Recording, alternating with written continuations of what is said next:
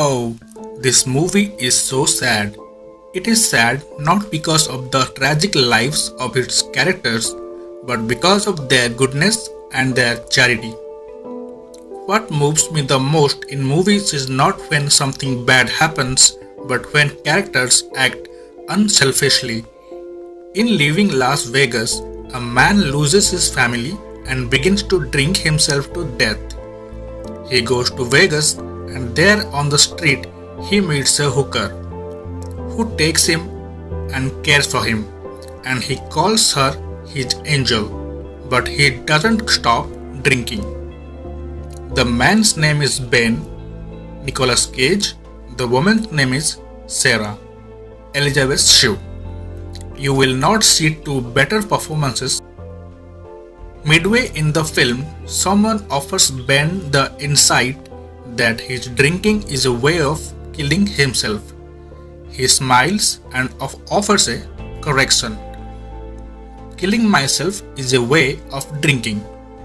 At one point, after it is clear that Sarah really cares for him, he tells her, "You can never, ever ask me to stop drinking." She replies in a little voice, "I know." The movie is not about alcoholism. It is about great, sad passion of the sort celebrated in operas like La Boheme. It takes place in bars and dreary rented rooms and the kind of Vegas poverty that includes a parking space and the use of the pool. The practical details are not quite realistic. It would be hard to drink as much as Ben drinks and remain conscious, and it is unlikely an intelligent prostitute would allow him into her life. We brush those objections aside because they have nothing to do with the real subject of this movie, which is that we must feel sad for one another and be gentle. The movie works as a love story, but really, romance is not the point here, any more than sex is.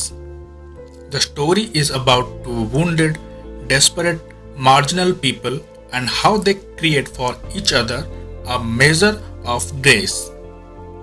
One scene after another finds the right note.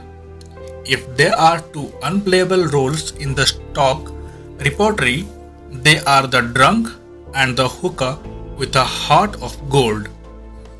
Nicolas Cage and Elizabeth Shue make these clinches into unforgettable people.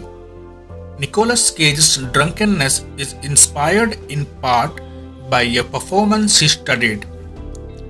Albert Finney's alcoholic consul in Under the Volcano. You sense an observant intelligence peering from inside the drunken man, seeing everything clearly and sadly.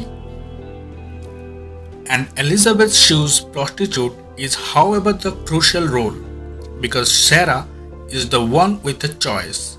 She sees Ben clearly and decides to stick with him for the rest of her life. When he lets her down badly, toward the end of the movie, she goes out and does something that no hooker should do. Gets herself into a motel room with a crowd of drunken college boys, and we see how she needed Ben because she desperately needed to do something good for somebody. He was her redemption, and when it seems she scorns her gift, she punishes herself. Leaving Las Vegas is one of the best films of the decade, deserving many Academy Awards and nominations. That such a film gets made is magic.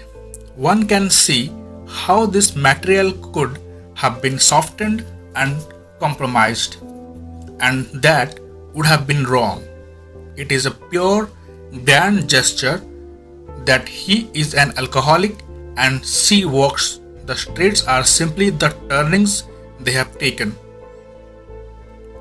Underneath their occupations and their souls and Because Ben essentially has given up on his, the film becomes Sarah's story about how, even in the face of certain defeat, we can at least insist on loving and keep trying.